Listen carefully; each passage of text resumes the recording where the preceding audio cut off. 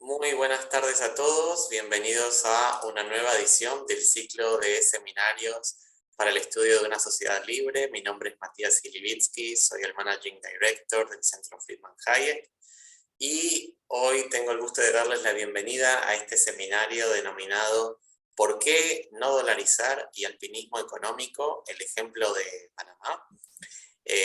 Básicamente este seminario responde a las inquietudes actuales de nuestro país en particular y de la región latinoamericana en general sobre propuestas sobre la dolarización económica o no.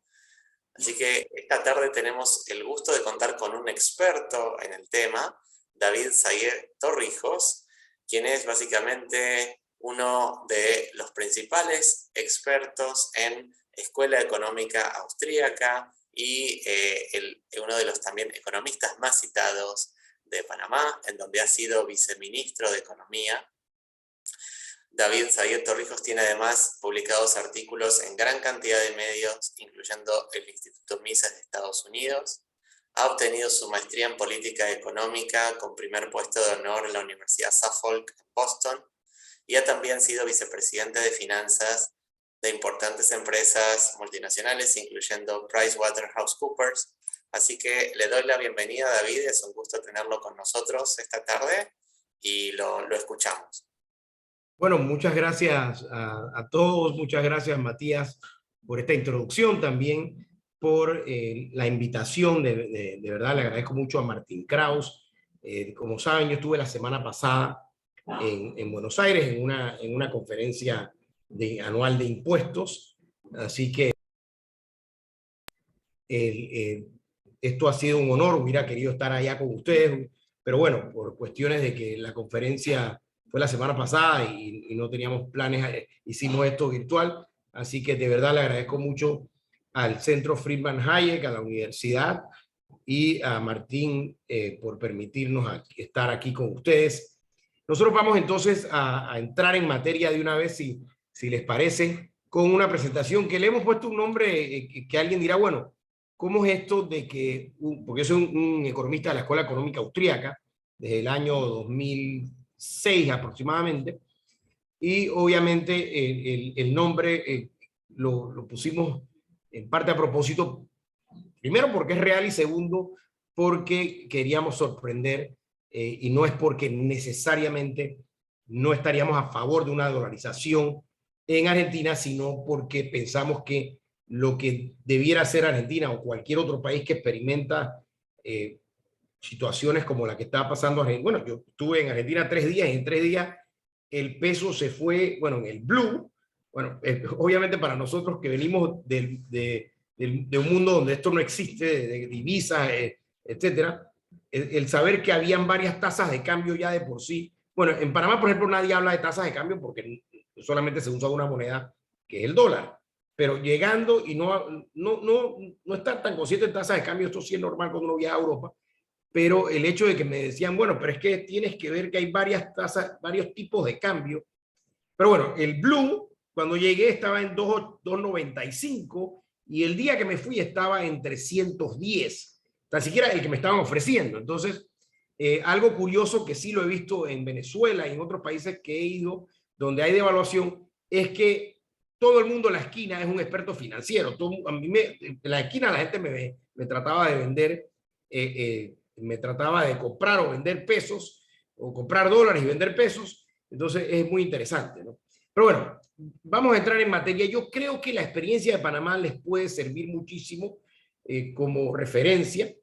Desde el primer momento que yo escuché que la discusión volvió, gracias quizás a que Javier Milei y otros economistas la han estado discutiendo, y obviamente asumo que cada vez que hay estas hiperinflaciones o estas crisis, bueno, yo soy un seguidor de Milei, obviamente, como un colega de la escuela austríaca, y no sabía mucho lo que era el Rodrigazo hasta que lo escuché de boca de él en un video, y obviamente me puse a investigar. Lo que sí recuerdo perfectamente fue la crisis el final de los 90, principios este milenio, y con todo el colapso, Ricardo López Murphy, de la Rúa, en fin, ustedes de esto saben más que yo. pero obviamente estas crisis no tienen más solución que lo que yo tan siquiera, en mi opinión personal, y es lo que dice el Acuerdo Económico Austral, voy a plantear. Así que, bueno, la pregunta es ¿dolarizar o banalizar? Bueno, voy a hacer un poquito de historia, aprovechando que estamos en una audiencia o un evento organizado por una universidad, y es que Panamá se independiza precisamente el lunes, vamos a cumplir 201 años de independencia de España, porque Panamá se independizó el 28 de noviembre del 1821. Unos días, unas semanas después, Panamá se une a la Gran Colombia de manera equivocada, en fin, en una integración que no funcionó, pero Panamá queda amarrado después que se rompe Venezuela, se va a Venezuela y se va Ecuador, la Gran Colombia, que luego tuvo varios cambios de nombre, después se llamó Nueva Granada, etcétera.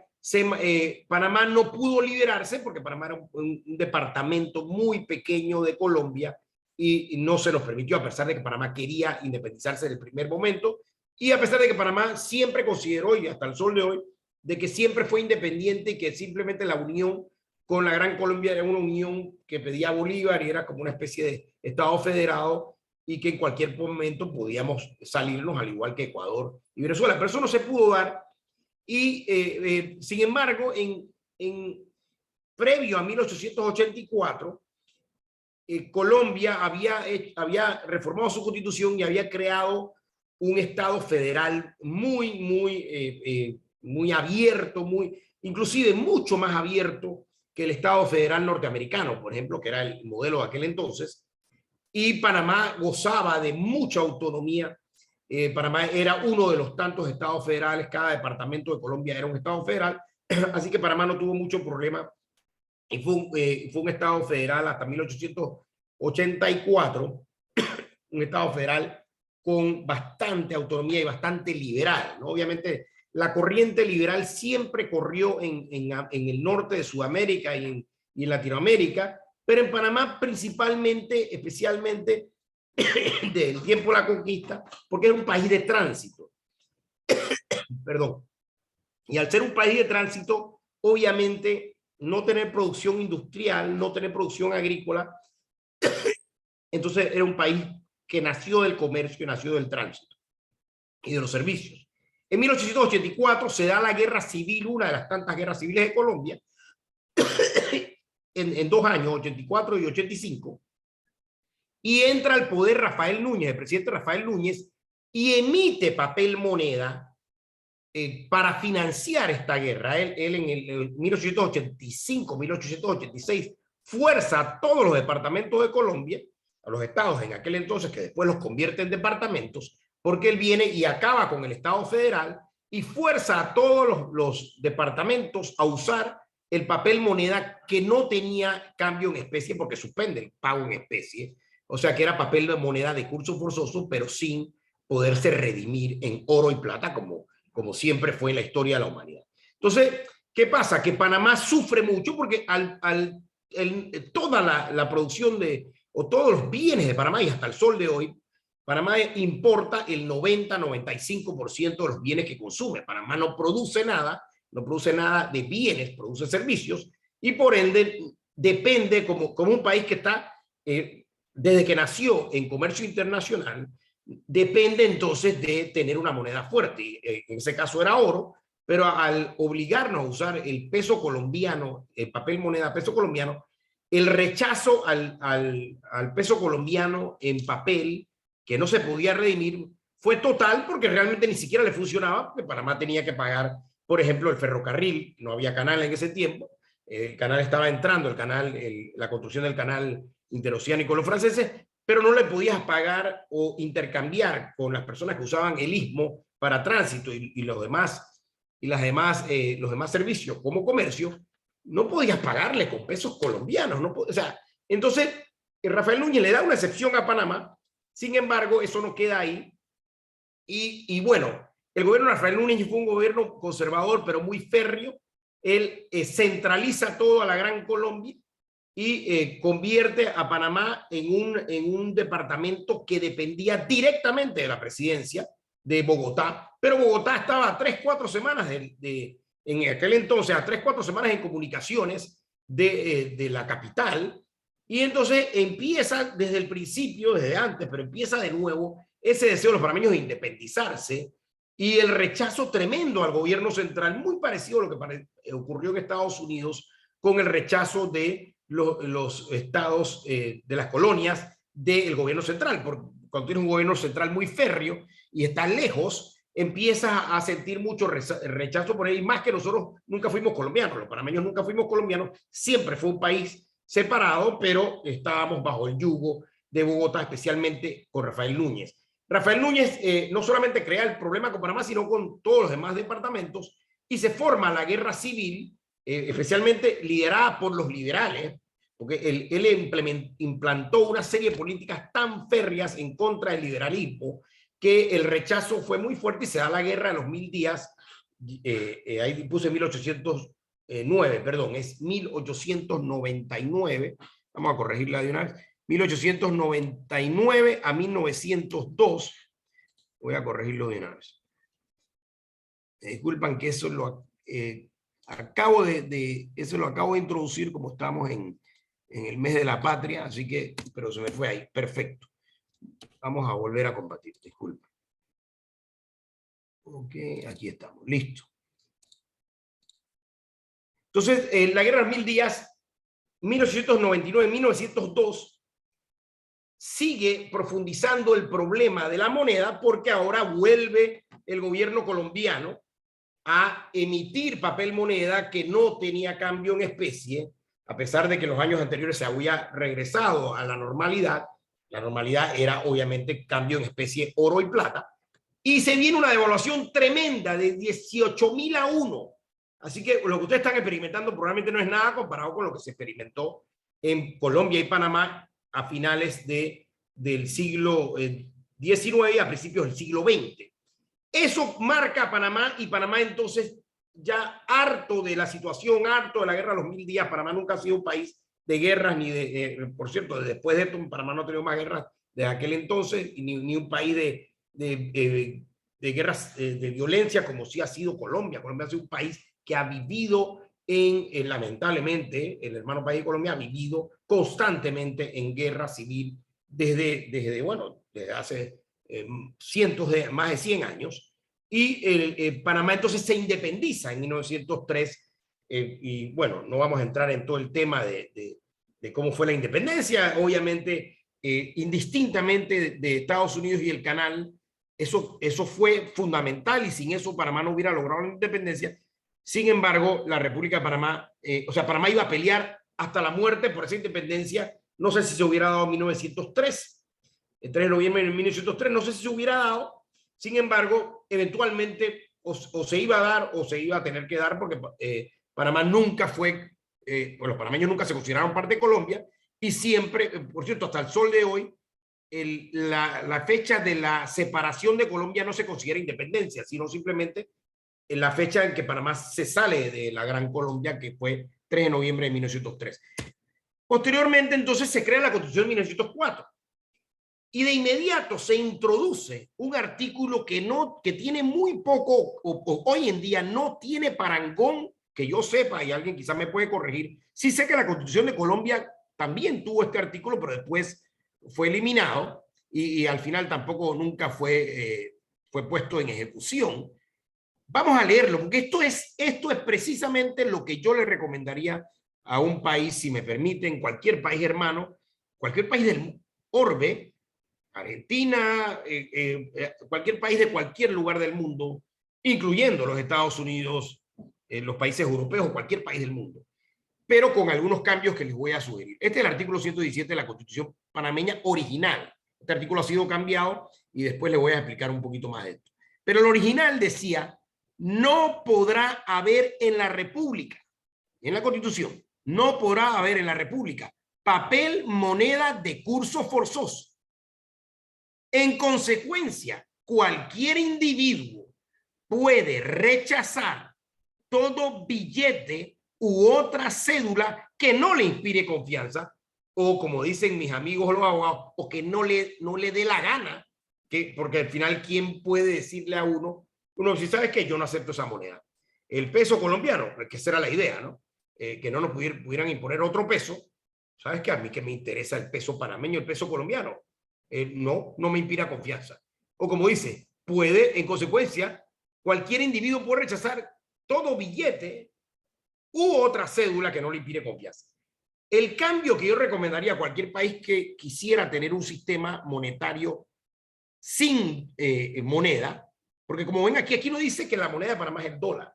Aquí dice que ningún papel moneda de curso forzoso puede existir en la República, tan siquiera no puede existir formalmente, porque alguien me dirá, bueno, pero es que el dólar es moneda, papel moneda de curso forzoso, sí, pero nadie lo está empujando formalmente. Mañana mis amigos los comerciantes, mis amigos los banqueros y mis amigos los ciudadanos pueden decir, ¿sabes qué? Yo no voy a aceptar más el dólar, sino que voy a aceptar Bitcoin, o voy a aceptar la moneda que sea, o vamos a ir de vuelta al patrón oro, que es lo que yo quisiera que regresáramos algún día.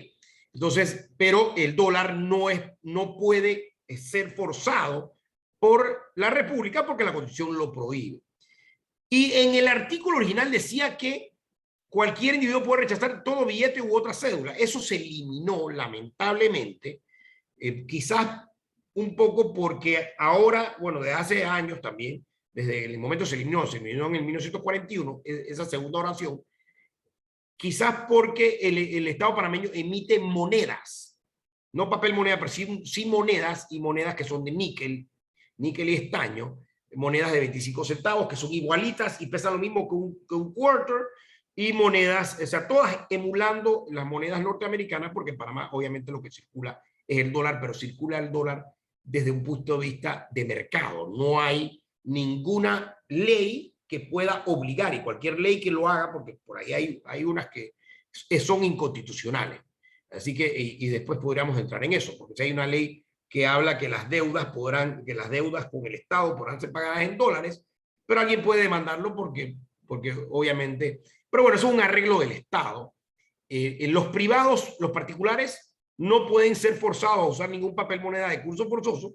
Sí pudieran ser forzados con este artículo a usar monedas de curso forzoso, y eso es lo que ha ocurrido en los últimos años, que ha habido algunas emisiones de unas monedas que los panameños le llaman el Martinelli, que es un Balboa, pero eso circula muy poco, y más bien circula cuando los dólares en papel se acaban.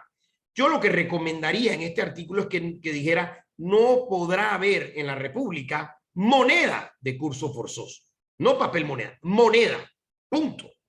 Y en consecuencia, cualquier individuo puede rechazar cualquier moneda, billete, cédula o similar que no le inspire confianza o que no desee, con la cual no desee transaccionar.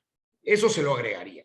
De manera que le dejamos al soberano, que es el ciudadano, que decida qué moneda quiere utilizar. Si es una moneda digital, si es una moneda, si es oro, si es una moneda basada en oro, si es una moneda basada en oro y plata, si es una moneda basada en platino, si es el franco suizo o si es el dólar norteamericano, la que el ciudadano desee. En Panamá los comerciantes pueden hacer contratos en cualquier moneda.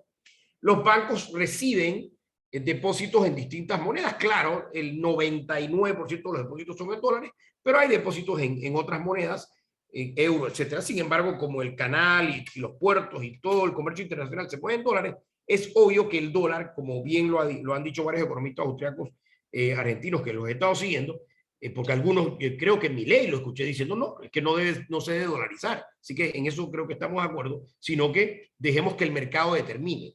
Y eso es lo que logra un artículo como este en la Constitución. Yo sé que en Argentina no va a ser fácil reformar la Constitución. La belleza de este artículo es que en Panamá ha habido 4 reformas constitucionales y nadie se ha atrevido a quitarlo. Nadie se ha atrevido a quitarlo. Y en 1941, cuando se quitó esa última oración, el gobierno emitió balboas, o sea, papel moneda nacional. Y no sé si fue por eso, y probablemente no fue por eso, pero nada más les puedo explicar y contar que ese gobierno que emitió el balboa duró 10 días en el poder, después de haber emitido la moneda. Y hasta ahí llegó el experimento de papel moneda, porque a la Constitución panameña sí permite al gobierno emitir papel moneda. Le da la facultad. Sin embargo, luego dice, sí, tiene la facultad, pero no se lo puedes forzar a nadie. O sea, si alguien te lo quiere aceptar, un empleado, bueno, el empleado público probablemente sí tendría que aceptarlo, pero cualquier otro ciudadano dice, no, yo no, a mí no me vas a pagar en eso y simplemente lo rechaza. Pero bueno, en Panamá nada más ha habido una sola emisión que duró, como les dije, 10 días y el gobierno, el presidente de aquel entonces, 10 días después que emitió ese papel moneda, quedó fuera. Eso fue todo lo que le duró su gobierno por otros problemas, pero eso no lo ayudó. Ok. Pero este arreglo es un arreglo cuasi estándar de oro. ¿Por qué yo digo que es cuasi estándar de oro? Y aquí lo podemos ver. La inflación de Panamá es el índice de precios al consumidor, la variación anual del año correspondiente con el año anterior, la variación interanual, consistentemente, regularmente está por debajo de la de Estados Unidos. Normalmente en la mitad o 1 o 2 puntos por debajo. Actualmente van a ver ustedes por dónde estamos comparado con Estados Unidos. ¿Por qué esta diferencia? A pesar que tenemos la misma moneda. Por eso que yo le decía y trataba de utilizar ese título un tanto arriesgado de la presentación, de que si hubiéramos dolarizado y esa fuera nuestra moneda forzosa y Panamá fuera parte de, como me decía, a mí un economista en Estados Unidos me dice, no, pero es que ustedes no tienen ningún arreglo especial, porque ustedes simplemente son como un estado de los Estados Unidos, igual que Florida. Le digo, no, totalmente distinto. Uno, porque el día que el dólar colapse, bueno, primero que lo usamos el dólar porque queremos, porque los ciudadanos queremos. El ciudadano puede escoger la moneda que le venga en gana. Así que es una gran diferencia. En Florida tú no puedes escoger la moneda que te venga en gana. Tú tienes que utilizar, el sistema está forzosamente, tú tienes que aceptar. Es moneda de curso legal en Estados Unidos. En Panamá no hay moneda de curso legal. O sea, hay una moneda de curso legal de facto, no de jure. Entonces, pero el otro es que para tú obtener dólares en Florida o en cualquier estado, la Reserva Federal, recordemos que está distribuida y lo inyecta a los bancos miembros. Eso no ocurre, Panamá no tiene bancos miembros de la Reserva Federal. Panamá no tiene absolutamente ningún vínculo, ni directo ni indirecto, con la Reserva. No tiene. Para nosotros obtener los dólares tenemos que exportar. Por ende, tenemos que producir. Es lo mismo que extraer oro. Por eso yo digo que es un cuasi estándar de oro. Hay que trabajar para traer los dólares. Nosotros no podemos... además, Panamá no tiene banco central, cosa que sí tienen otros países como El Salvador y Ecuador, que están dolarizados. Claro, esos bancos centrales no emiten moneda. Sí, pero no estoy muy seguro porque no soy experto en esos países, pero creo que todavía mantienen algún tipo de controles, etcétera. Panamá no hay ningún control de capital, no hay control de entradas y salidas de flujo de dinero, de dólares, ni de euros, ni de ningún tipo de... Claro, sí hay controles de blanqueo, etcétera, toda esta cosa que nos ha impuesto Gafi, la OCDE, y bueno, y eso fue la conferencia que yo dicté la semana pasada en Buenos Aires, pero no hay controles de capitales. No es necesario que el exportador tenga que ir al Banco Central a comprar dólares. ¿Qué locura es esa? Y los bancos son los que con frecuencia traen los dólares a través de, por ejemplo, las exportaciones o a través de sus propios arreglos con créditos que tienen o los bancos que tienen acceso a dinero en Estados Unidos, digamos que bancos internacionales o aquellos que tienen financiamiento en dólares que obtienen. Así que es un arreglo totalmente descentralizado. El Fondo Monetario no lo entiende, nunca le ha gustado, porque ellos llegan a Panamá y dicen, ¿y dónde están las reservas? Esa es otra cosa. Yo no estoy seguro cómo funciona en Argentina, pero es muy probable que ustedes están monitoreando las reservas. En Panamá nadie tiene idea de cuántas son las reservas, porque en Panamá no hay reservas. Es una cosa totalmente absurda y innecesaria. ¿Qué reservas de qué? El país no tiene por qué tener ni una reserva de nada. ¿Quién tiene reservas? El ciudadano, si quiere. Si es que quiere, el banco, sí, los bancos tienen reservas. Y algunos ciudadanos tienen reservas, pero es una cosa totalmente del ciudadano. Cuando el Fondo Monetario viene a medir las reservas, nosotros en el Ministerio de Economía, y yo pido viceministro, le digo, yo no sé cómo vas a medirlo, porque esto es imposible. En Panamá no existen las reservas. ¿Sí? ¿Qué pasa si tal cosa? Eso no es un problema nuestro, es un problema de los exportadores, es un problema de los importadores, es un problema del ciudadano si se le acabó su propia reserva. O sea, la reserva está totalmente privatizada y cada ciudadano tendrá que tener su propia reserva. Los bancos tienen la suya. Panamá tiene un banco que es como decir un banco del tesoro, el Banco Nacional, o el Banco de Hacienda, ese banco tiene sus depósitos, es un banco normal, nada más que es el banco del Tesoro panameño, pero no es un banco central. Entonces, el hecho de que Panamá consistentemente, con algunas excepciones obviamente, pero en la historia, lo pueden ver en la gráfica, tiene la inflación más baja que los Estados Unidos, muestra que el arreglo monetario panameño es superior a un arreglo de dolarización, a un arreglo de un país como Estados Unidos que está dolarizado y que obviamente va a tender a tener mucho más efecto la política monetaria expansiva de la Reserva Federal. Obviamente nos afecta, porque lo pudieron ver ahí, cuando sube la inflación en cuando sube el índice de precios al consumidor en Estados Unidos, el de Panamá también sube, porque usamos la misma moneda. Bueno, y también igual Estados Unidos logra ese mismo efecto en todas las monedas, así que en general, ¿no? Pero vemos que tiende a ser mucho más bajo que en los Estados Unidos, con algunos años de excepción que son coyunturales por algunos temas. Pero veamos hoy en día con esta escalada, entre comillas, inflacionaria, porque los austríacos no consideramos inflación el aumento del índice de precios, pero con esta escalada, estoy hablando como los legos, digamos, pero esta escalada de incremento de precios.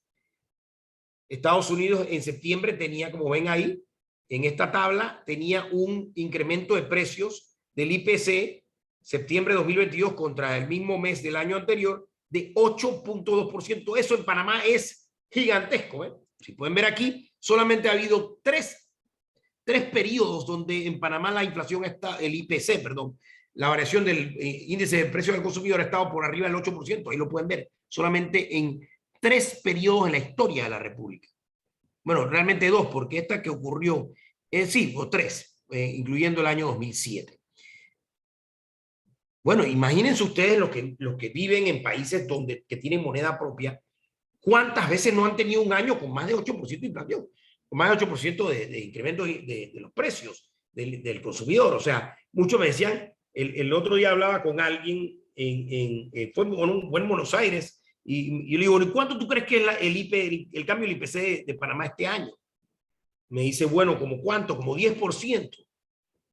Yo le digo, no, 1.9. Me dice, 1.9 en el mes, no, 1.9% en los últimos 12 meses. Ese es el cambio del índice de precio al consumidor de Panamá del mes de septiembre, que es el último que se ha publicado, pronto sale el nuevo, del de octubre, versus cuidado que ya salió, versus el año pasado. Y vean que Ecuador, que está dolarizado, tiene 4.1, más del doble de incremento. Y El Salvador, que también está dolarizado, 7.5. Y a esto me refiero de que o se hace un arreglo como el nuestro, donde está la amenaza siempre latente de que como la moneda no nos sirva, la podemos dejar. Nosotros mañana, sin ningún tipo de cambio de ley, cualquier ciudadano, uno por uno, puede empezar a dejar el dólar. Hay algunos que lo han hecho, en fin, yo tengo amigos que, bueno, ustedes también deben tener gente que intercambia en Bitcoin, pero aquí es 100% legítimo y hay bancos que aceptan en Bitcoin. Yo no estoy diciendo que Panamá, por ejemplo, no, yo estoy en contra de lo que hizo El Salvador con Bitcoin porque aprobó una ley donde el Bitcoin era papel moneda de curso legal. Eso no puede ser, y más en un país dolarizado. Pero es que ni siquiera el dólar debe ser el curso legal. Ninguna moneda debe ser curso legal. Los ciudadanos tenemos que tener el derecho a utilizar la moneda que nos venga en gana y que haya competencia entre monedas, aunque al final probablemente y seguramente en Argentina, bueno, en Panamá ya se dio, pero en cualquier país, al fin, es más, la economía latinoamericana está dolarizada de facto, simplemente, especialmente en el mercado negro, y el permitirlo y abrirlo, que es lo que yo estoy planteando, el eliminar la moneda de curso forzoso, haría que los ciudadanos al principio, tan siquiera en los próximos años, utilicen el dólar. Sin embargo, el tener un arreglo como el que les estoy explicando permite que el país pueda cambiar de la noche a la mañana o poco a poco cuando le dé la gana, o que los ciudadanos, porque no es el país el que decide la moneda. Ok, así que voy entonces a entrar en la segunda fase de la presentación. No sé si alguien tiene alguna pregunta de esta fase, si no, con mucho gusto continuamos. Yo aquí no puedo ver, así que cualquier cosa me interrumpe.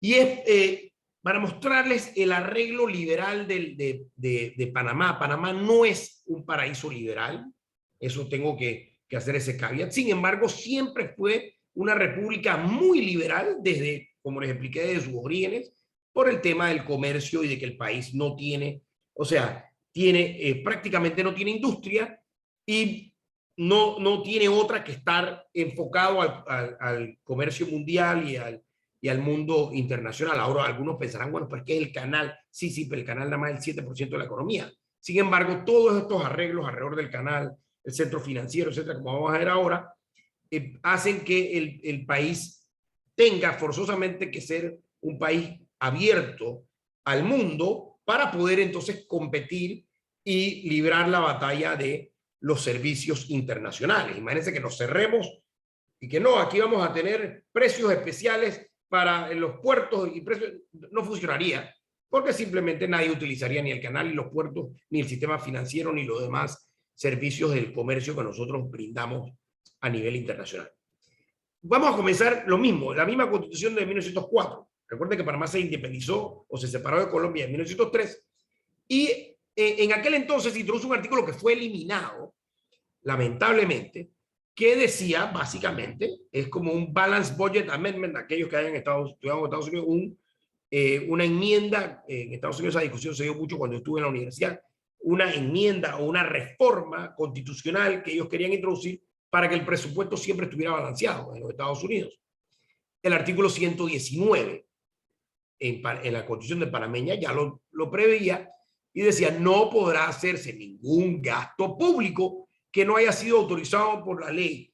Y en el otro artículo que no lo estoy presentando, decía, aunque todavía dice algo similar, pero eso ha tenido su interpretación equivocada, que en el presupuesto los ingresos tendrán que estar equilibrados con los gastos.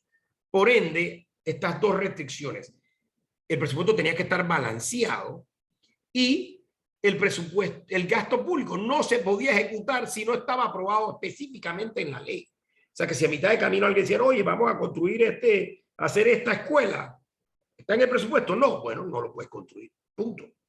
O sea, este artículo era muy poderoso porque esto fue eliminado. Y el otro del equilibrio era mucho más férreo antes porque era balanceado y ahora, bueno, viene una interpretación de los técnicos, no sé si también de los juristas, porque no estoy seguro, de que el presupuesto puede estar equilibrado con deuda. Y ahí hay una discusión, pero bueno, en Panamá no hay por fuerza un presupuesto balanceado y si hay déficit. Sin embargo, muy importante, el arreglo sin moneda genera una obligatoriedad de tener un déficit fiscal pequeño, porque donde Panamá empieza a tener déficit fiscal alto, no puede monetizar el déficit, o sea, no puede emitir papel moneda para cubrir el hueco deficitario. Tiene que ir a ver de dónde saca. Y obviamente los mercados internacionales permiten que los países agarren deuda por un rato, pero países del tercer mundo como Panamá, cuando ya pasó, digamos que el déficit está por arriba sin contar la pandemia, cuando el déficit está por arriba del 3, del 4% del PIB, eso ha pasado siempre en la historia de Panamá, los mercados internacionales dicen, mira, ¿sabes qué? Lo siento en el alma, no te puedo financiar y no vas a poder hacer esa emisión, así que lo sentimos en el alma y no vas a poder contraer más deuda. Eso ha ocurrido varias veces en la historia y la República no tiene opción de monetizar el déficit y no le puede pagar a los empleados públicos en pesos panameños o en balboas, que es la supuesta moneda panameña. Así que obviamente el arreglo monetario fuerza, y hay toda una serie de estudios de esto, fuerza a que la República siempre tenga un balance cercano o un déficit fiscal relativamente bajo. Yo diría que siempre menor al 3, al 4, va a depender de los mercados, obviamente, y del apetito de los mercados de la deuda panameña. Luego, en 1916, la República introduce un código fiscal de renta territorial que algunos consideran que es de baja imposición, algunos otros le llaman paraísos fiscales, es una discusión muy larga. Yo estaba con Martín Litwack la semana pasada, que fue quien me invitó, con Dan Mitchell, el de Cato, y ellos me decían, pero ¿por qué Panamá o los funcionarios públicos panameños dicen que Panamá no es un paraíso fiscal? Si deberían estar orgullosos de eso. Y bueno, lo que pasa es que a nivel internacional, si eres un paraíso fiscal, el país va a ser sometido a listas grises, discriminatorias y a sanciones. Entonces, obviamente, los funcionarios tienen que negar que esto sea un paraíso fiscal. Pero bueno, ustedes evalúen. El Código Fiscal es muy sencillo. Dice, y fue la reforma que se introduce en 1816, que todo ingreso o renta que se genere fuera del territorio de Panamá no es gravable. Punto. O sea que si yo tengo una operación en Panamá, pero compré la mercancía en China y la vendí en Europa, a pesar de que estoy en Panamá, eso no va a pagar impuestos sobre la renta en la República, porque al igual que algunos otros países, tiene un sistema de renta territorial y no mundial. Si el ciudadano que salga del país no tiene por qué pagar impuestos en el país porque no genera su renta, a menos que esté en el país generando renta. Pero de lo contrario, si vive en Antártida, no tiene por qué pagar impuestos en Panamá de ningún tipo. Ahora, no es que los extranjeros no paguen impuestos, y eso es una confusión. La gente dice, no, pero espérate, es que esto es discriminatorio. En Panamá sí se paga impuestos, simplemente se paga impuestos sobre la renta que se genera dentro de la República. La renta que se genera fuera de la República no tiene por qué pagar impuestos, porque esa renta utilizó los recursos de otros países, utilizó el agua de otro país, la carretera de otro país, probablemente los servicios públicos de otros países. Entonces, no tiene sentido que pague impuestos en Panamá cuando está realmente, debiera pagar impuestos en el país donde está generando la renta. En 1925 se crea una ley, la ley 8 de registro de naves abiertas, donde las naves, la mayoría de la flota mercante del mundo actualmente, la más grande del mundo es de Panamá. Esto se dio también por la Primera Guerra Mundial, donde Estados Unidos y Gran Bretaña, especialmente Estados Unidos, no querían tener buques con bandera propia y le recomendaron a Panamá tener una bandera de conveniencia. Pero esta bandera es una bandera muy liberal, en que, por ejemplo, esos buques que son miles, con la mayor cantidad de tonelaje en el mundo, la marina mercante, la marina comercial de nuestra república es la más grande del mundo, no tiene que obedecer el Código de Trabajo panameño ni las leyes panameñas, etcétera, etcétera. Tiene algunas leyes marítimas que tiene, panameñas, que tiene que seguir, pero no tiene que pagar impuestos, por ejemplo, en Panamá. No tiene que impuestos sobre la renta, porque ya lo expliqué, que no es territorial, pero tampoco tiene que seguir las normas laborales y otras de la República, que sí ocurre, por ejemplo, con algunos países que tienen flota de marina mercante grande, que tienen que cumplir con todos los requisitos de su país de origen, con todas las leyes de su país de origen, especialmente las laborales y otras. Así que esto ha permitido una legislación muy liberal en cuanto a naves, y entonces el país tiene la flota de marina mercante más grande del mundo. Claro, estos buques no son nuestros, estos buques son de sus armadores, en fin, pero no importa. Desde el punto de vista, son buques de bandera para mí. Luego viene la maravillosa ley que ha sido ahora castigada y vilipendiada y que amenazada por instituciones internacionales, por la Unión Europea, Gafi, OCDE, que no les gusta la ley de sociedades anónimas. La ley de sociedades anónimas de 1927 es una ley muy, pero muy liberal, donde las sociedades podían tener acciones de portador. Eso ya prácticamente no existe, aunque la ley lo permite, ya se han dejado casi sin permitir su funcionamiento, pero sigue siendo una ley donde los propietarios, los beneficiarios finales pueden ser anónimos y solamente pueden conocerse a requerimiento de una autoridad. O sea, la privacidad y otra serie de ventajas, porque algunas de las personas jurídicas panameñas, algunos de los instrumentos jurídicos panameños, permiten, por ejemplo, tener fundaciones que no puedan embargarse los activos. Y lo más importante es que estas sociedades, si usted las utiliza fuera de Panamá, no van a pagar impuestos, y más a favor de lo liberal de esta ley. No tiene ni siquiera que registrarse con la Dirección General de Ingresos, aunque ahora están tratando de cambiarlo, pero no tiene que declarar renta. No tienen que declarar renta ni siquiera en cero. Ni siquiera eso. No tienen, si no operan en Panamá, no tienen que declarar absolutamente nada al fisco panameño, aunque eso ya cambió recientemente, porque sí tienen que tener los registros contables, aunque todavía no tienen que declarar nada al fisco panameño. Posiblemente creo que hay una intención o algo, un reglamento de algo tienen que tener, pero no me queda muy claro. No es con el fisco panameño, estoy casi 100% seguro que es con el agente residente que le vendió la sociedad. Por cierto, ahora que fui a la conferencia en Buenos Aires, muchos de los clientes, las personas que estaban ahí, eran clientes que utilizaban, Lionel Messi tenía sociedad anónima armenia. Esto no tiene nada malo. Esto no tiene nada malo. Todo el mundo tiene derecho a armar sus estructuras fiscales como mejor les parezca. Y si el país le brinda todos estos beneficios, ¿por qué no? O sea, ¿por qué no utilizarlo? O sea, esto es el derecho a la privacidad. Y el derecho a usar los vehículos, bienes y servicios que uno desee, ¿no?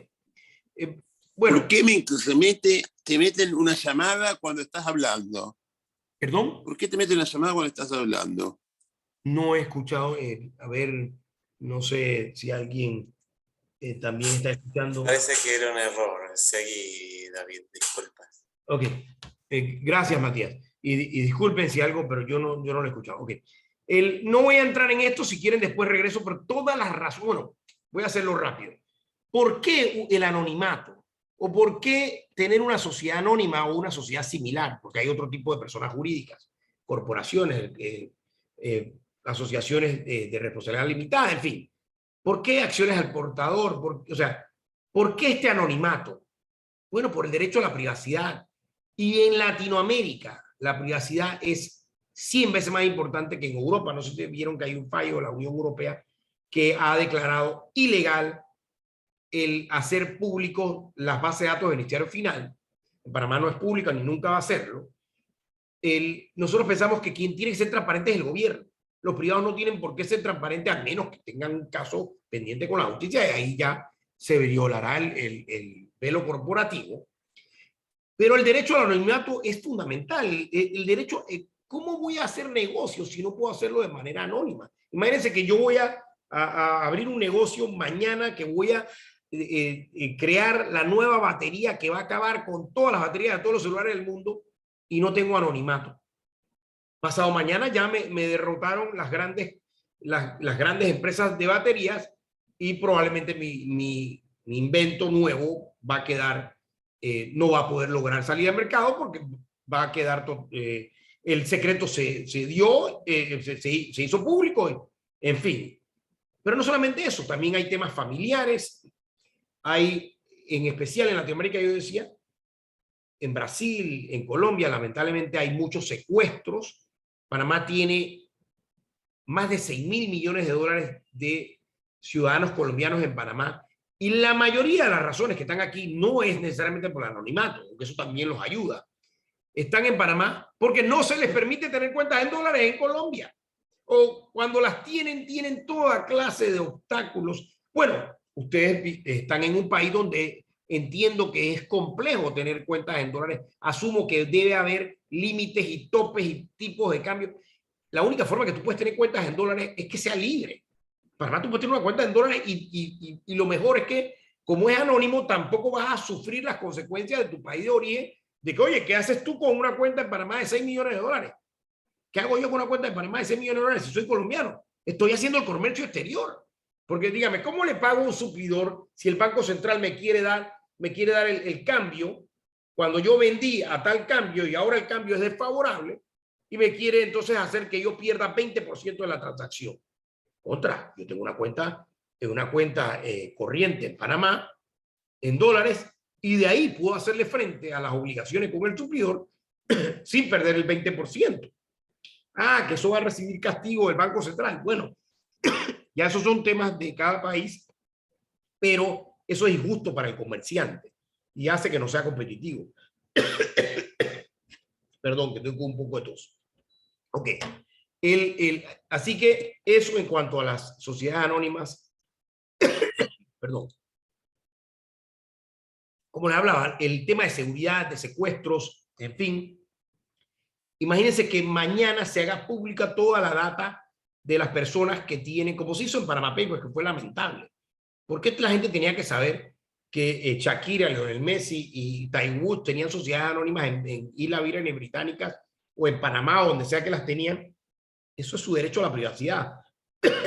El tema de impuestos es otra cosa. El que pagan o no pagan impuestos es un tema distinto a la privacidad. Una cosa es que tú tengas que pagar impuestos y otra cosa es tu privacidad.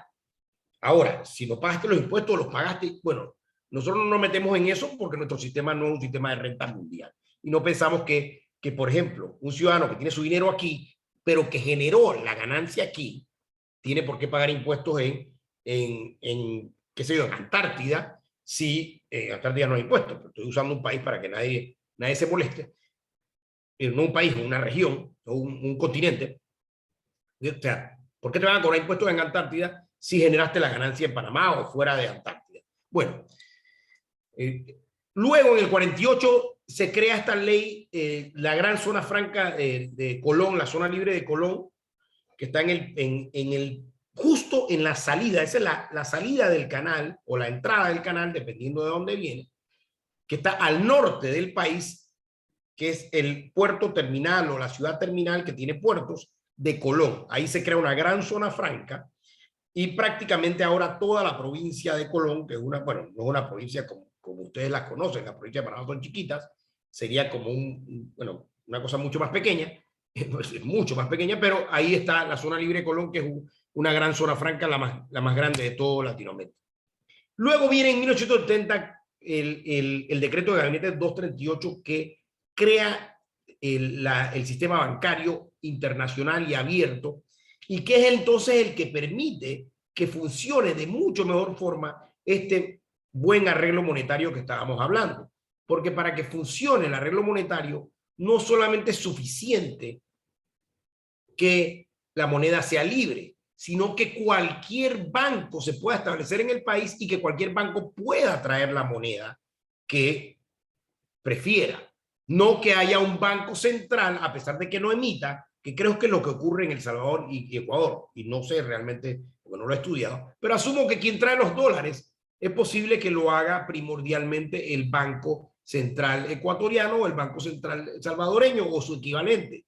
En Panamá cada banco tiene derecho a traer el dinero que quiera, cada ciudadano puede traer el dinero que quiera por el mecanismo que quiera, a su cuenta, por donde quiera, en efectivo lo puede hacer, tiene que declararlo. No mucha gente lo hace en efectivo, eso es muy peligroso, pero no, el arreglo tiene que ser totalmente privado y abierto, y esto es lo que permite este decreto de gabinete, y entonces hace que se cree un gran centro financiero y bancario en Panamá, que llegó a tener más de 140 bancos, ahora mismo tiene mucho menos, a raíz de todas estas imposiciones que ha habido en contra de los mal llamados paraísos fiscales. Pero sigue siendo un centro financiero de ultramar relativamente grande. Voy acabando para poder intercambiar con ustedes. Todo este arreglo ya para el 75 hizo que Panamá, si no me equivoco, fue el primer índice que mide el Instituto Fraser, ustedes lo conocen probablemente, el de libertad económica, y Panamá queda de quinto en el mundo. Repito, Panamá queda con más libertad económica, queda de quinto en el mundo y queda con más libertad económica que Singapur. Y obviamente que una buena cantidad de países. Estaba bien lo pegado que estaba con los grandes, con Suiza y Estados Unidos, claro, un punto y tanto lejos de Hong Kong y Luxemburgo, pero vean esa maravilla que había logrado este país tan liberal hasta el 75, muy parecido a la Argentina de Alberti y del siglo XIX. Claro, posteriormente hemos avanzado, lo que pasa es que países como Singapur y otros han avanzado mucho más. Panamá sigue teniendo el mismo nivel de libertad económica, aunque está mal medida. La libertad económica de Panamá es mucho más alta que la que mide Fraser, porque Fraser no le da una ponderación tan alta al arreglo monetario, porque en la forma en que ellos miden la libertad monetaria no es la adecuada, y no vamos a entrar en esta, siquiera como economista la considero inadecuada, y utilizan otros proxies y hacen que entonces y además que debe estar ponderado el tema monetario debiera tener una ponderación casi de 40-50%, porque hay muchos en estos indicadores de Fraser, hay muchos indicadores, pero todos los demás indicadores son nada al lado de la libertad monetaria. Esta es la libertad más importante que hay, y cualquiera que haya experimentado hiperinflaciones o dificultades monetarias sabe que esto es lo más importante en la economía. Lo demás cae de su propio peso. En el 77, bueno, hasta este momento todavía la República era casi que una colonia. O sea, había una franja, todo el canal de Panamá y 10 millas a cada lado, cerca de 16 kilómetros a cada lado aproximadamente, era una colonia norteamericana. Panamá no tenía acceso al canal, el canal no era nuestro, las mejores tierras del país no eran nuestras, los puertos del país no eran que eran antes nuestros, habían sido tomados por Estados Unidos, y había una colonia ahí en la franja. Esta franja que ven ahí es de norte a sur. Al norte está el Mar Caribe, el Atlántico, y al sur está el Pacífico. Ese tramo en carro yo lo puedo hacer en la noche en 40 minutos fácilmente. Con algo de tráfico se hace en 1 hora. O sea que yo puedo almorzar, cenar en el Pacífico y comerme un postre o tomarme un vino en el Atlántico en 1 hora. Digamos que acabé la cena a las 7 o a las 8 de la noche y en 1 hora me estoy tomando un vino con alguien en Colón, en el lado Atlántico. O sea que es muy angosto, es la parte más angosta del hemisferio, ¿no? Entonces, claro, está norte o sur porque el país está inclinado. Cuando esto se firma el tratado, poco a poco, de ahí, del 77 hasta el año, del 78 hasta el año 2000, empieza a pasar las joyas de la corona a la República de Panamá. ¿Y qué hace el país? Privatiza todas estas áreas. Crea una serie de zonas económicas, pero otras que no son zonas económicas, donde, por ejemplo, el ferrocarril que habían construido los norteamericanos se privatiza, se le da una empresa que se gana el ferrocarril, se gana la concesión, y así los puertos, que se convierten en los puertos más grandes, incluso los puertos de Panamá mueven más contenedores que los puertos de Nueva York. Repito, los puertos de Panamá mueven más contenedores en un año que los puertos de Nueva York, porque es los puertos del comercio mundial que pasa por aquí, por el canal, pero no era así antes de las privatizaciones que se dieron a finales de los años 90. Bueno, se privatiza la entrada del canal, la entrada del Pacífico, Amador, se hacen hoteles, en fin, un desarrollo tremendo gracias a esta privatización y esta enorme apertura que se da posterior a la salida de los norteamericanos. Los norteamericanos tenían eso como un estamento militar, era totalmente público y había prácticamente no había empresa privada. Había algo, pero no había mucha empresa privada en esa franja. Y obviamente los panameños no podían. Posteriormente, en el alpinismo que estoy describiendo de la República, bueno, al igual que en los demás países de Sudamérica, se viene y se privatizan los puertos, la telefonía, la electricidad, bueno, el ferrocarril ya lo hablamos, pero también se privatizan tierras que se convierten en centros comerciales, en todo. Ahora, estas privatizaciones, algunas no fueron tan buenas, al igual que muchas en Sudamérica. Sin embargo, el producto de las privatizaciones sí se ahorró en un fondo fiduciario, en un fondo de ahorro que todavía existe, y no se lo consumieron los gobiernos, que fue algo bueno. Y algunas de estas privatizaciones, no todas, pero la mayoría, se dio en competencia, porque muchas de las privatizaciones que fallaron, tanto en Panamá como en otros países, fue porque se dieron monopolios o oligopolios. Ya para ir cerrando, en 2007 a mí me toca liderizar la reforma de la ley que se convirtió en la ley 5, que se llama Panamá Emprende, que es que usted puede abrir una empresa, un comerciante puede abrir una empresa de cualquier tipo que no esté regulada, simplemente por internet, y la puede abrir en 15 minutos, todavía lo puede hacer, aunque tiene algunos pequeños cambios ahora, no es tan rápido, tiene algunos obstáculos nuevos, pero bueno, en aquel momento se logró, y el país se convirtió en el país de Latinoamérica que más rápido, según el índice de Doing Business del Banco Mundial, que más rápido, menos días le tomaba abrir una empresa, porque este promedio, a pesar de que para Panamá Emprende uno puede abrir en 15 minutos, este es el promedio de todas las empresas. Y, por ejemplo, un banco o una empresa de valores toma más tiempo porque están regulados.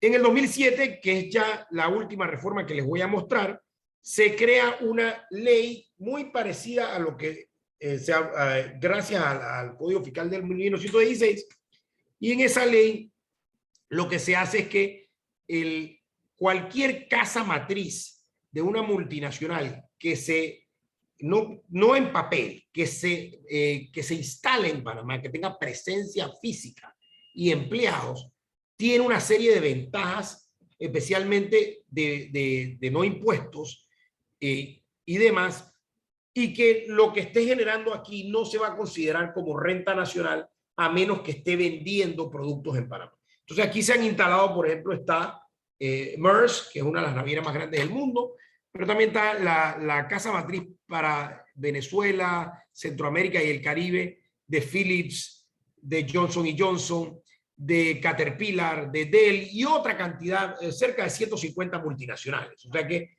ha sido, por cierto, el país copió esta ley de Singapur, que tiene una ley similar de casas matrices regionales en Asia que se montan o se establecen en Singapur.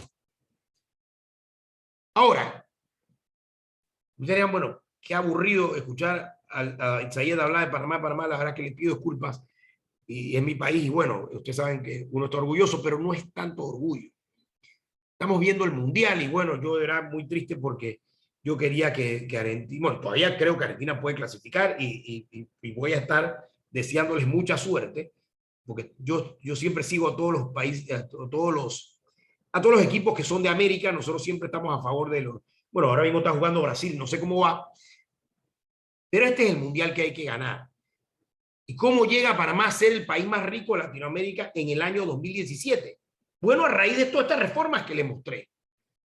Y vean cómo estas reformas han seguido dando sus frutos, a pesar que tenemos muchísimas cosas que todavía están mal, como el Código de Trabajo. O sea, esto no es un país hiperliberal, todavía el país tiene muchas leyes progresistas, en fin, los impuestos locales tienden a ser altos, hay una cantidad de distorsiones que tenemos que ir desmontando, pero igual lo que le he hablado ha permitido que un 70% de la economía sea total o muy abierta, y vean cómo Panamá, que no era así en los años 60 o los años 70, se ha convertido en los últimos 10, 15, bueno, en los 100 años, pero especialmente en los últimos 5 a 10 años, que empezó a crecer, y ya ahora le hemos sacado tanta ventaja al segundo lugar, que es Chile, y ahora más con Boric en Chile, que no vemos, tan siquiera yo como economista veo difícil, a menos que haya un colapso y que Panamá caiga en las fauces del socialismo, que puede ocurrir, no en esta elección, pero en algún momento, sigue siendo ahora muy difícil que un país logre remontarle esta enorme ventaja que le ha sacado de 7-0 como le sacó España a Costa Rica. Así que ahora estamos sacando una goleada a Chile, porque hace unos años Chile estaba, bueno, Panamá estaba como de quinto, Chile siempre estuvo por arriba de nosotros, desde los años 70, 80, y en el año 2017 empatamos a Chile, nos los pasamos, y ya no hay marcha atrás. Chile no crece desde hace, entiendo que, bueno, más de 10 años que Chile no está creciendo fuertemente. Sin embargo, Panamá sigue creciendo todos los años. En promedio, los últimos 15 años hemos estado creciendo entre el 5 y el 9% todos los años, dependiendo del año. Así que bueno, con eso, con esa última filmina, les dejo entonces la presentación. De verdad, si quieren preguntar, intercambiar, comentar, criticar, les agradezco muchísimo. Voy a dejarlo aquí, porque esta es la muestra de que la liberalización de las economías funciona. Yo aquí no es que estoy diciendo que Panamá es lo máximo, no. Lo máximo, bueno, algo que no les dije. Bueno, se los voy a dejar para las preguntas. Milton Friedman fue profesor de economía de varios ministros de economía panameños. O sea, los Chicago Boys en Chile, en Panamá tuvo los Nicky Boys, que después les puedo explicar cómo fue, y que ha tenido varios ministros de economía, y el Ministerio de Economía de Panamá en general, tan siquiera cuando yo estuve ahí, y he estado en total como 7 años en 2 ocasiones, se respira el espíritu liberal y los economistas de Chicago, que ya quedan pocos, pero ahí todavía hay economistas que vienen de o la Católica de Chile, que es la sucursal de la Escuela de Chicago, o que directamente habían estudiado en la escuela, en la cual el ministro de Economía de Panamá estudió en la Universidad de Chicago y dio clases con Milton Friedman. Pero bueno, con eso les agradezco muchísimo. Me disculpan si me extendí un poco y estamos abiertos a cualquier pregunta. Muchas gracias. Muchísimas gracias, David, por la interesantísima presentación que además, bueno, nos interpela muchísimo aquí en Argentina, en donde siempre estamos con diversos vaivenes económicos y siempre contemplando la posibilidad de dolarizar las ventajas y desventajas. Aquellos de ustedes que quieran hacer entonces preguntas a David, lo pueden hacer bien escribiéndolas en el chat, bien abriendo también el micrófono y haciéndoselas directamente, como prefieran. Este es el momento indicado para hacerlo.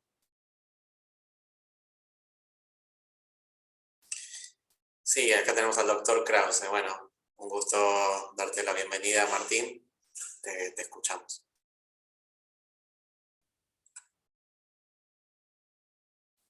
Don Martín, el micrófono. Por mientras, no sé, Matías, si puedo leer la pregunta que hizo alguien en el chat. Juan Moreno nos dice, ¿cuál es el nivel de pobreza del país? Bueno, en eso puedo decir que el país no está donde debiera estar para estos niveles de PIB per cápita. Panamá tiene un nivel de pobreza de 19%, que es superior, bastante superior al de Chile y bastante superior al de Uruguay. La última vez que vi el de Chile estaba en menos del 10% y el de Uruguay estaba creo que en 13%. Así que 19% es alto. De pospandemia probablemente hemos subido algo. Así que el tema de la pobreza sí es un grave problema. Y por cierto, siempre tiende a ser un problema bueno, una crítica que se hace con los países liberales, de que a veces, no, la pobreza bajó más del 50% al 19%, pero algunos dicen, ¿y por qué no ha bajado más? Bueno, eso es otra discusión. Muchas gracias, David. Hay otra pregunta en el chat. Emma te consulta cómo tratan el tema de los narcos y sus depósitos, si los hay. Bueno, mientras esperamos al doctor Krause, que tiene la mano levantada, es una tremenda pregunta y muy buena que me la hacen a mí, que yo fui, en los últimos 3 años, fui el director de la UIF, de la Unidad de Inteligencia Financiera de Panamá. Así que yo les puedo decir con conocimiento de causa de que en efecto siempre se va a filtrar algo de dinero ilegal. Eso es imposible que tú tengas un centro financiero que no llegue el dinero ilegal. Sin embargo, las unidades de inteligencia financiera de Panamá y los bancos son bastante buenos. Mira, yo te podría decir que todos los días yo recibía reportes, no voy a decir exactamente qué delitos, pero bueno, todos los días recibía 10 reportes de operaciones sospechosas de distintos bancos y distintas instituciones financieras y no financieras. Y el nivel de monitoreo de la unidad de inteligencia financiera es muy bueno para un país pequeño. Tiene un sistema electrónico muy bueno y, por ejemplo, el último año que yo fui, se rompió récord en la cantidad de informes de inteligencia que se le dieron a el Ministerio Público. Y obviamente el tema de narcotráfico siempre es fácil y ha habido muchas condenas. Por ejemplo, un año típico hay más de 50 condenas en Panamá por blanqueo o narcotráfico. Los narcotraficantes con frecuencia prefieren no usar el sistema financiero, aunque a veces se cuela algo utilizando mecanismos que los bancos ya tienen muy bien medido y logran detectarlo. Así que sí hay algo. Tenemos a Colombia al lado. Colombia exporta $20.000 millones en estupefacientes, especialmente cultivos ilegales, $20.000 millones al año, probablemente un poquito más. Ahora, ¿dónde se blanquea eso? Bueno, mucho viene por distintas vías en efectivo. Otra cantidad importante viene por Florida, viene por Bahamas y el Caribe, y claro, que otra cantidad importante siempre viene también por Panamá, y la batalla es detectarlo. Al año Panamá puede estar detectando productos, algunos de estos ilícitos y otros similares, fácilmente. Bueno, hubo un año donde nosotros tuvimos reporte de operaciones sospechosas detección, pero verdadera, porque a veces se hace un reporte y no es real, de miles de millones de dólares. O sea que un porcentaje importante se detecta y se procesa y obviamente tienen que probar su origen ilícito, etcétera. Así que yo creo que hay bastante control, tanto así que en la lista gris que Panamá está ahora mismo por blanqueo de capitales, no, el Gafi no puso a Panamá y no le puso ningún punto de narcotráfico porque Gafi incluso siempre decía, no, es que ustedes tienen un tremendo control con el tema de blanqueo por narcotráfico y es muy difícil abrir cuentas en Panamá si no tiene el sustento adecuado. Realmente en eso somos poco competitivos porque antes se abrió una cuenta en un día y ahora toma a veces varios días, especialmente si son ciudadanos que vienen de países de alto riesgo.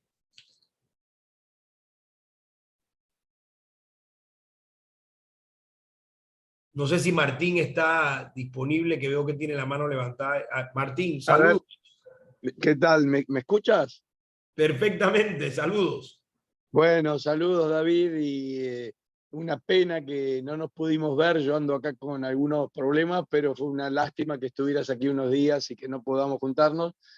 Ya será en otro momento. Bueno, tú sabes que he ido tantas veces a Panamá y cómo quiero a ese país. Quisiera hacerte esta pregunta. Lo que contaste obviamente es una historia maravillosa. Ahora, la gran intriga para todos los demás países de Latinoamérica es que todo eso ocurrió con políticos como los nuestros. Entonces quisiera que me digas cómo se hace para hacer eso con políticos como los que tenemos, porque entiendo que los que tienen ustedes no son muy diferentes de los nuestros, pero sin embargo eso ocurrió. Bueno, es que, Abrazo. Martín, los políticos son malos de todos lados.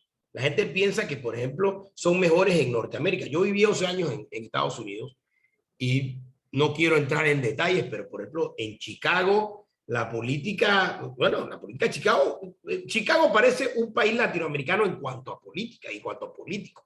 Han tenido, bueno, precisamente hace poco, digo, no hace poco, hace menos de 1 o 2 años, metieron en la cárcel, confesión y condenado al vicegobernador de Nueva York, lo metieron preso por soborno. Entonces, claro, la diferencia de Estados Unidos es que donde ocurren estos sobornos y se enteran, les cae todo el peso de la ley y en nuestros países creo que es un tema complejo. Ahora mismo nosotros estamos pasando por un juicio donde hay 2 expresidentes panameños en el juicio de Odebrecht, que ustedes deben haber oído de esta empresa brasileña, por casos de blanqueo, corrupción, en fin, que obviamente no quiero entrar en detalles. Estos señores tendrán que ver cómo se defienden ante la justicia. Pero sí, nuestros políticos son, cuidado, que igual o peores que los de todos los países latinoamericanos. O sea, yo no creo que los políticos son distintos en un país o el otro, especialmente en Latinoamérica. Como les decía, la diferencia con Europa y Estados Unidos es que allá hay mejores sistemas. Ahora, ¿qué ventaja hemos tenido nosotros? Que los políticos igual, especialmente ahora, en los últimos años, ha habido muchos problemas. Sin embargo, hay 2 elementos claves, Martín. Y cuando Martín estuvo aquí se dio cuenta, creo, que la mayoría, el 80% de la economía es privada. Y que, como les decía, el 70% de la economía está prácticamente no intervenida. También un alto porcentaje de la economía, más del 50%, no tiene impuestos. O paga muy poco o no paga impuestos. Entonces, claro, eso hace de que los políticos no puedan alcanzar a esas empresas, y el hecho de que muchas son o panameñas o extranjeras o de Latinoamérica, pero que como tienen que competir a nivel internacional, los políticos hacen su desastre con fondos públicos, etcétera. Perdón. Sin embargo, hay un respeto tremendo por mantener el comercio internacional, por mantener los puertos y el sistema internacional del canal, etcétera, en un arm's length o a una longitud. Perdón, un segundo, por favor, voy a tomar.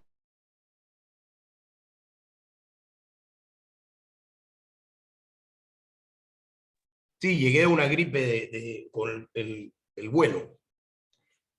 Así que eso ha sido importantísimo, de que los políticos no se pueden meter porque saben que dañarían mucho la competitividad del país, y muchas de estas empresas también son multinacionales.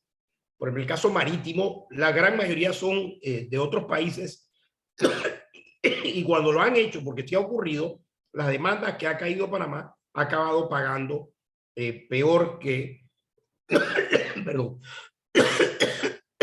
el país ha acabado pagando las consecuencias de esos errores. Lo otro es que hay leyes como Panamá Emprende y otras similares donde el gobierno no tiene capacidad, porque la aprobación de permisos, licencias, de Panamá se derogaron todas las licencias, la licencia comercial, toda, en Panamá no hay licencia comercial, por ejemplo. Eso se hizo en mi oficina. Martín quizás se acuerda porque lo hicimos con una argentina que nacionalizada panameña, que es Irene Jiménez. Hicimos Panamá Emprende con ella y otros panameños liberales, y al final se decretó que esto no es una monarquía, y así como está Panamá Emprende, hay muchísimas otros sectores donde no hay licencias, entonces no hay que pedirle permiso al Estado para abrir, simplemente uno se registra y abre, y el permiso no lo otorga el Estado, sino que el ciudadano lo firma y se lo autobrinda. Entonces, es una serie de estos arreglos han hecho de que tan siquiera la economía privada funciona con un respeto bastante amplio de los políticos. Los políticos en general no se meten mucho o prácticamente no se meten con las empresas. Lo que sí hacen es que de vez en cuando, ahora acaban de aprobar una ley que mucha gente la ha criticado, de que dan incentivos, dan subsidios, y bueno, eso es casi imposible detenerlo. Sin embargo, eso es como otro tipo de arreglos que son distorsiones, pero la intervención del Estado en las empresas es prácticamente nula. El Estado no nacionaliza empresas, no se mete a perseguir las empresas, en fin, ¿no? Ha habido mucho respeto con la empresa privada, especialmente porque una buena cantidad de ellas son internacionales, y como explicaba también, las que no son internacionales tienen que competir con ellas, y no podrían competir si hubiera un trato no igualitario, porque van a perseguir a las nacionales y no a las extranjeras, en fin. Entonces, obviamente, y la Constitución sí prevé eso. Eso yo pensaría que son las razones. Y la última es el hecho de que, como no tiene moneda y tengo que mantener en jaque el déficit fiscal, entonces el político tiene un cinturón de castidad, que es que no puede gastar todo lo que quiere. Y créanme que ponerle algo de cinturón, aunque no sea de castidad, poner algo de cinturón a un político hace que tengas que hacer algo de dieta. Entonces, creo que esos arreglos han sido así. Eso no quiere decir que aquí no hay problemas, eso no quiere decir que no hay corrupción y que no hay déficit fiscal y que no hay deuda. La deuda de Panamá para nosotros es muy alta. La deuda está llegando, bueno, a raíz del confinamiento, al 70% del PIB. El gobierno intervino demasiado. La cuarentena que Milei en Argentina le llama la cavernícola, aquí fue peor, ¿no? Yo diría que fue neandertal. Incluso tuvo peores resultados que económicos. La economía aquí cayó en un trimestre 38%, pero bueno, al final yo creo que con estos arreglos los políticos no tienen más opciones que enfocarse en los temas del sector público y dejar la economía privada a los particulares.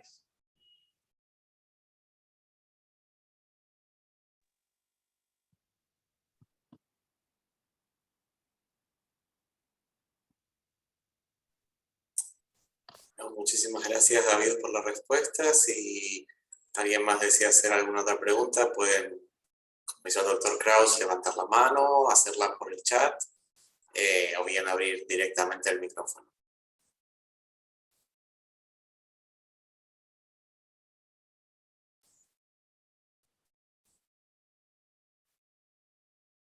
Bueno, pero... Bien, David, creo que entonces no hay más preguntas, así que bueno, de nuestra parte, agradecerte por tu presentación esta tarde. Nos deja mucho para pensar sobre qué estrategias podemos hacer, tanto en Argentina como en toda América Latina, para continuar el camino de un desarrollo un poco más ordenado que el que venimos experimentando. Así que muchísimas gracias por tus insights, tus comentarios, tus propuestas. Les recordamos a todos que van a poder volver a ver la presentación de David Zayed Torrijos en el canal de YouTube de la Universidad del SEMA. Y bueno, esperamos verlos a todos en futuros eventos y actividades de la universidad. Muchas gracias, buenas tardes. Muchas gracias y le vamos a estar enviando la presentación. Muchas gracias por su tiempo. Saludos. Saludos, Martín. Abrazo, David, un placer. Gracias. Un abrazo y a la orden cualquier cosa. Muchas gracias al licenciado Moreno, a Emma Kalmanach y a los demás que preguntaron. Muchas gracias y nos vemos prontamente.